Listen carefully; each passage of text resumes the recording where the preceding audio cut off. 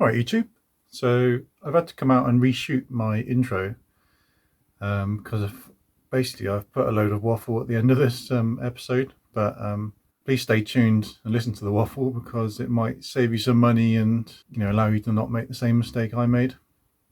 So basically this episode was going to be doing the rear beam bushes, spraying the hubs and dust shields, and spraying and refurbishing the calipers, but because of all this waffle I've added in, I've basically, this episode will end up being about 40 minutes.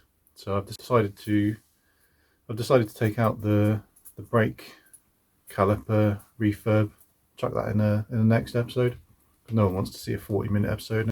Yeah, unfortunately I've had to split it into 2 episodes. So effectively in this episode we'll be pushing out the old bushes from the beam, put some new PowerFlex ones in, and I will be sharing what I've learned about the perils of buying a new rear beam. So stay tuned for that, and let's crack on.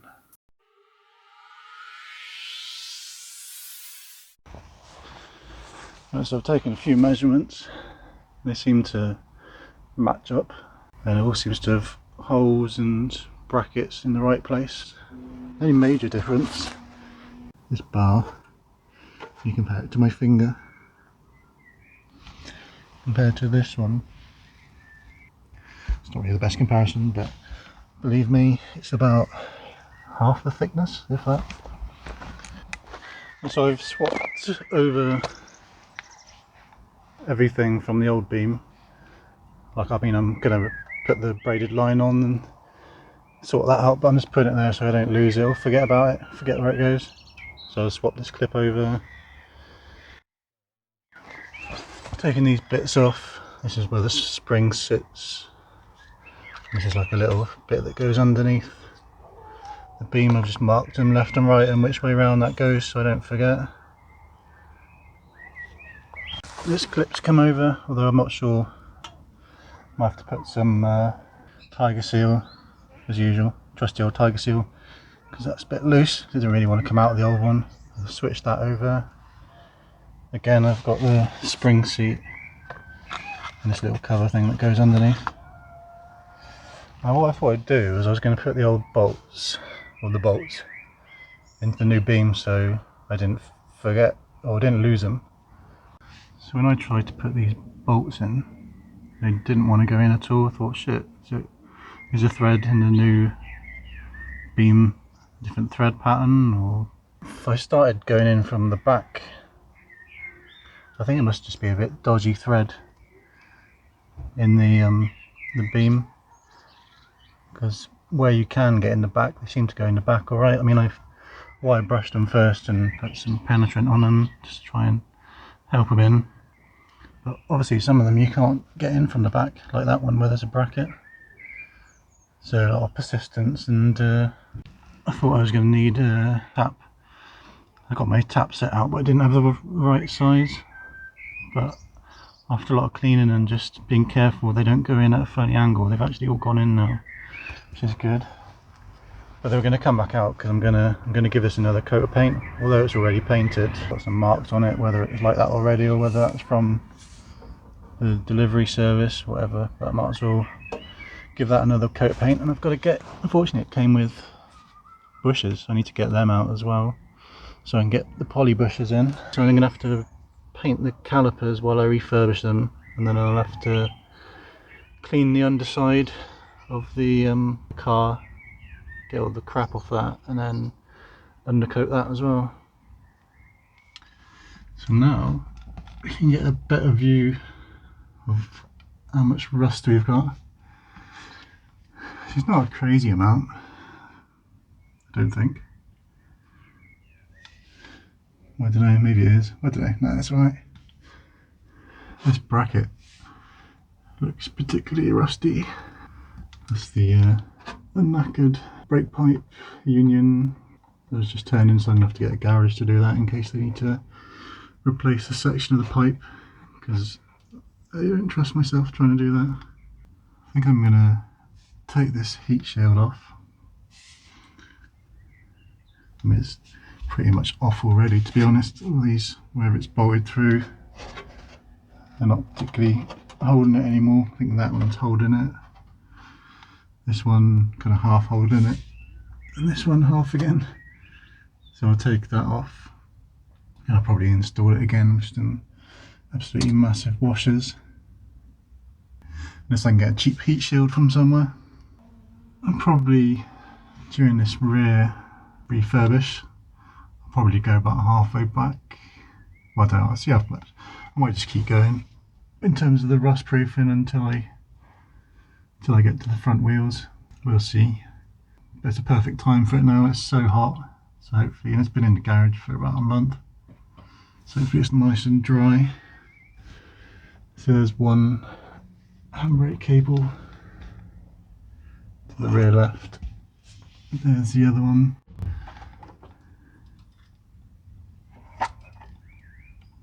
To the rear right.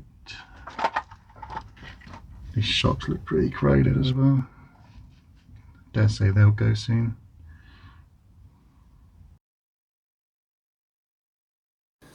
So this is all a bit exciting, isn't it? I'm actually doing some work outside. It's a nice day and my workshop absolutely stinks of paint. Fucking dog.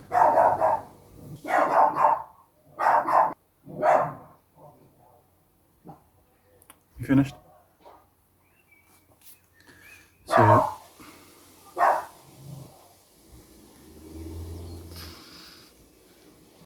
literally just gonna take it apart enough so that I can spray it. After I've cleaned it, obviously. Thank you.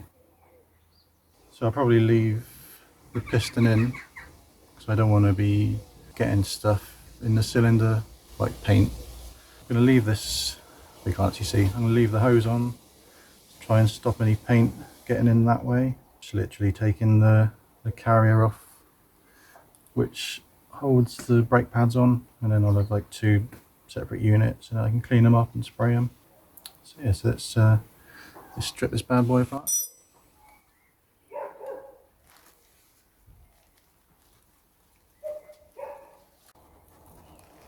So on mine, that's a 15 and the bolt's a 13.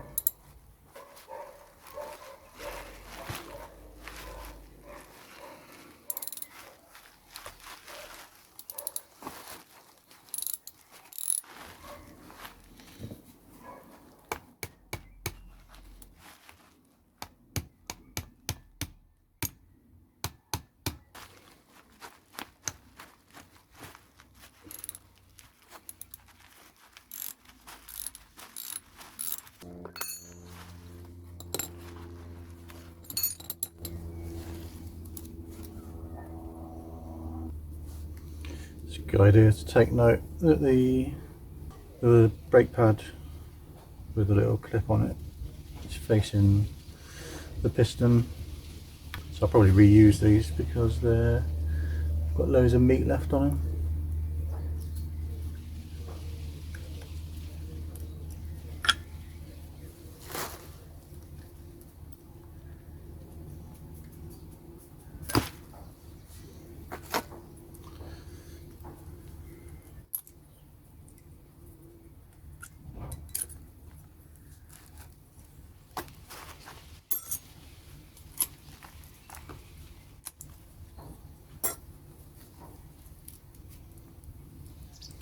So I'm going to leave these just slide out once you're done. So these slide in. It's literally that's rubber seal which holds it in.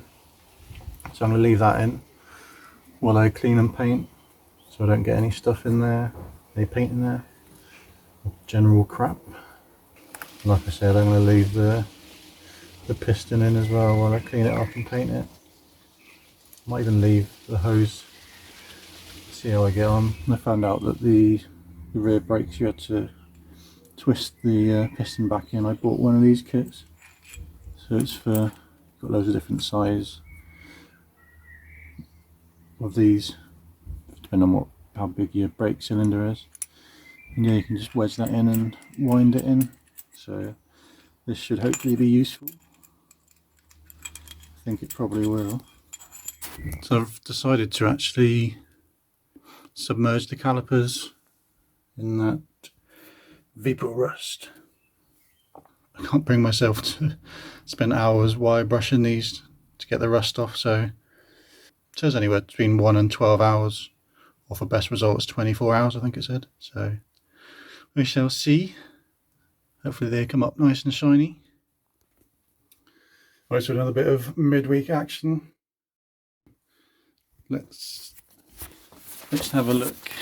So this is about 24 hours later with this vapor rust. I've just been poking it with an old toothbrush, an old toothbrush, and you can see I've made cola. So yeah, it seems to be working all right. And if I haven't got a funnel, it's weird. It says you can reuse this until it loses its effectiveness, but because it's so horrible, I'm not going to chuck it back in with the clean stuff. So I need to funnel it into another container, or leave it in the bucket actually, and I can do some other stuff. But it's a bit late in the day for me to do anything, so I'm going to leave it a little bit longer. I did notice some bits hadn't quite cleaned perfectly, so at some point tomorrow I'll take them out and clean them with some water and then get them drying, and hopefully they won't need any more treating or cleaning, and hopefully I'll just better spray them and they'll be nice and shiny and looking like new. In this really sunny spell we're having at the moment, it's just started raining, but oh well, I think it's only drizzling, so I shall go outside and spray them with water. Should we have a little look actually? Try not to drop my phone in there or anything. So yeah, it's looking pretty black. That reminds me, I better put my girlfriend's toothbrush back.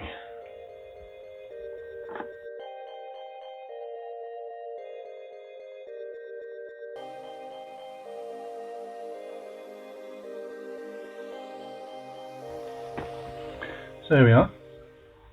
After soaking for probably about 30 hours in, I keep forgetting what it's called, vapor rust. So this is how it's looking. Some bits have cleaned up really nice, like there, like this bit here. But some bits, I think I'm going to get a wire brush on some of these sort of tougher bits. But overall it's pretty good. Saved me a lot of time and effort trying to wire brush the whole thing. At least I've only got little bits to wire brush, so I'm going to leave them dry for a while and then I'll take it from there. Right then, so there's my new beam, as we can all see. I'm just trying to get unfortunately it came with bushes already in it, but obviously I'm putting PowerFlex bushes in, so I need to get these buggers out. Which isn't too bad. It's just, as you can see, it's got this rim on either side which kind of sticks out. Well, the whole thing kind of sticks out further than the edge of the metal housing, so you can't get like a cylinder pressed against the metal to push the bush out from the other side. So this side is quite easy to snap off, because you've got nice access to it, but this side you've got a beam, so I've been very carefully levering against this. So I've damaged my lovely paintwork, so I have to respray that. So what I'll do is I'll just keep pulling bits away. I was using some mole grips. It's good for grabbing hold of it and snapping bits away. Once I've cleaned enough away that I can get the bush press cylinder on this side, I can start pushing it out from the other side. So the kit, let me show you the kit I've got actually. As you can see, I've done one already. You can see the kit I've got is pretty big. It's got 4 of these, of the threaded sections that go through the middle of it all. So you've got 4 sets of them, different thickness, different diameter. And then I've probably got about 20 of these, different sizes. They're sort of split into 2 different groups. I'm not sure whether, let me have a look. Let me open it up. I bought this. I didn't realise how big a case was going to arrive, but it's to be expected when you think of how much stuff is in there. So there we are. I think this was about, I can't remember, maybe, I don't know. If you look on eBay, there's loads of different ones. They're all sort of around the same price. I can't remember exactly what mine was. So you notice you got these silvery ones and then these sort of bronzy type ones. So I'm not sure, because they've all got like inside and outside diameter measurements. These ones all say B. I don't know. Maybe they're just coloured that way for no reason at all. The biggest one I've got is this 8272. Now, it worked for pressing out that rear beam bush, but the problem is the bush gets stuck inside that. So then you need to then press the bush out of that cylinder. But you'll see that in a minute. So yeah, that's the kit I've got. I used this D82, D72. If you've got a slightly bigger one, it might be useful, I think. That's the biggest one I've got, and it did work once you broke away all that excess bush. And I used this 21, 23. You put that on the other side, and then you just wind it together, and then it just presses the bush into that cylinder. Right, so I've removed all the edge of this, so now I can get the cylinder, I don't know, whatever you want to call them, onto that. You know, I'm sure I've seen people burning them out, so it depends on how much you like your neighbours if you can do that.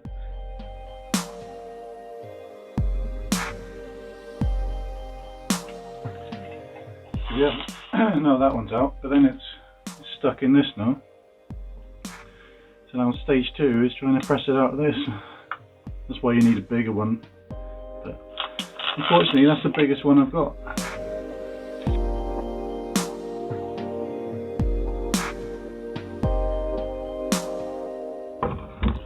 On this one I bought as well, this is need like a 27mm spanner that side.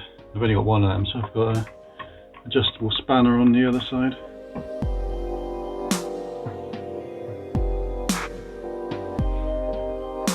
Now the one going through the middle to push the bush out was a D70 times D60. Hey, got one out. So there's all my PowerFlex bushes. I've obviously got the rear beam ones there, and then the two sets for the front control arm wishbone. I never know what to call it. And then I've got those two, and I've got the front anti-roll bar as well, sway bar, whatever you want to call it. So I got all these bushes from Dino Days.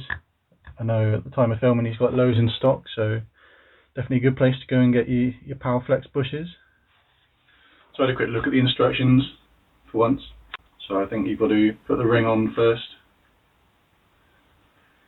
And obviously the biggest diameter is on the inside of the car, which you would have seen when you took the old ones off. You can read the instructions yourself, don't listen to me, but this seems a far, you know, if you're reusing a beam, you would tidy all this up, but mine's nice and tidy obviously because it's a new beam. This is a lot easier than taking the old ones out. That slid in nicely. And then you lube up the metal cylinder. You should probably wear gloves for this. I'm going to go and wash my hands straight away. I find the easiest way is to enter from this side, the bit that's poking out.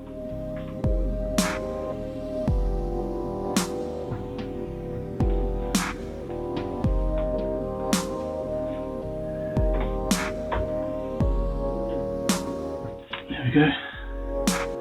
I'll just wipe up any excess lube.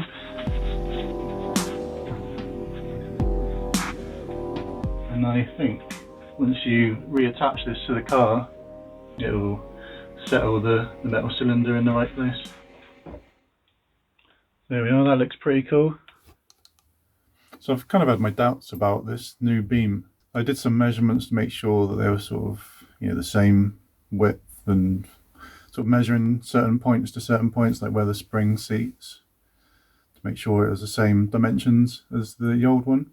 But the torsion bar, I think it's called, that you see that looks like an anti-roll bar, I always wondered why that was a bit thinner. I thought it was just that the beam design had moved on, you know, in the last 10-15 years. A guy on who was commenting on one of my YouTube videos. So yeah, big thanks to Nick for taking the time. So I'm a bit disappointed in that, because I was struggling to find an FN2 one. I found one on eBay and it's distinctly said it was for an FN2. You know, did the whole, does this fit my car? It fits my car. Because when I first saw this, I thought, that's weird how it's thinner. I don't know, maybe, you know, maybe there's a reason for that. I should have really gone with my gut and complained straight away. Because obviously I can't send it back, because I've pressed out the bushes it came with and put new bushes in, and it's painted it loads as well. So this is like 12mm, whereas the one I took out is 21mm. Nick pointed out on his post that there's should be like a strengthening plate here. I think some of them have got a narrower track width, so from there to basically where one hub fits on and the other hub fits on, that width there. So I measured that already and they're the same. That's why I was kind of thinking, well, it must fit. So once I think from doing as much research as I can, I think it's for a Type S, so it's the same width, just less stiff. So the options are, do I install it anyway, or, because I've tried to look for a Type R rear beam and I cannot find any new ones for sale anywhere. Kind of left with the option of fitting this with a Whiteline anti-roll bar, or I refurbish my existing one. So I've just sent an email to a company which does powder coating and blasting, like sandblasting, see how much it costs for them to refurb it. If it's a lot, then I could do it myself. So yeah, just a bit annoyed really.